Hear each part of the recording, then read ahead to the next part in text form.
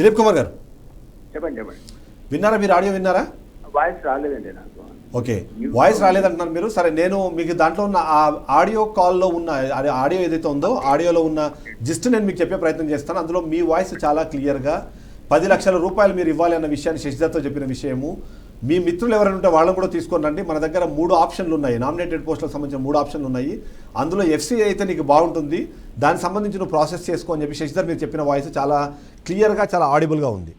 అంతేకాకుండా మీకు హరీష్ రావుతో ఉన్న ఒక విషయం గురించి కూడా మీరు అందులో మాట్లాడారు. హరీష్ రావుతో మీకున్న ఇబ్బంది గురించి కూడా మీరు దాంట్లో మాట్లాడారు. అది ఆ ఆడియో కాల్ సంబంధించింది.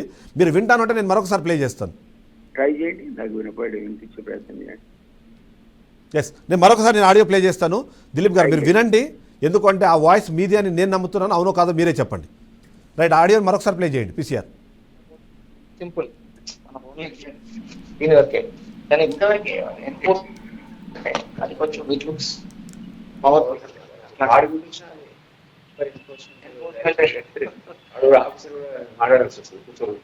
స్టేట్ కూడా మాడాలి, సెంట్రల్ కూడా మాడాలి.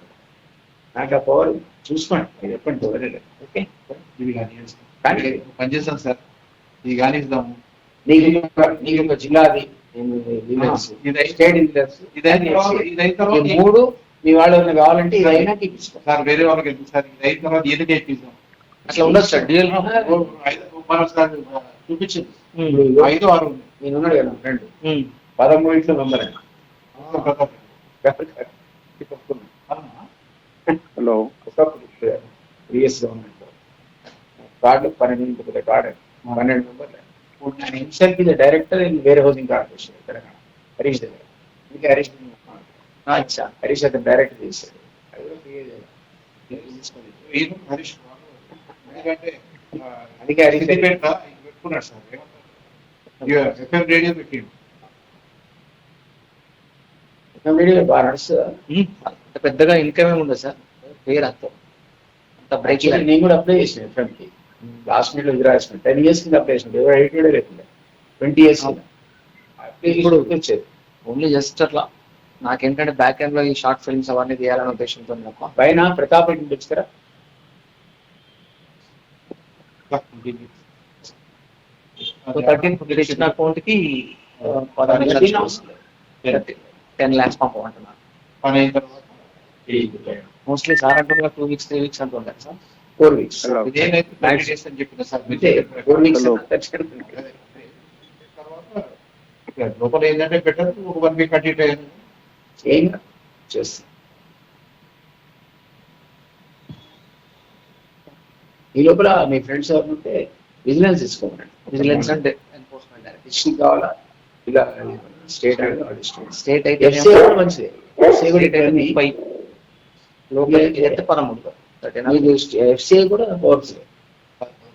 స్టేట్ తీసుకోవడం బెటర్. జిల్లా ఇంకోటి మీకు ఎఫ్సీ కూడా powerful. All godowns, rice millers, ప్రతిదీ ఎఫ్సీ ఆఫీసులు. విజిలెన్స్ అండ్ ఎన్ఫోర్స్మెంట్ కూడా మనం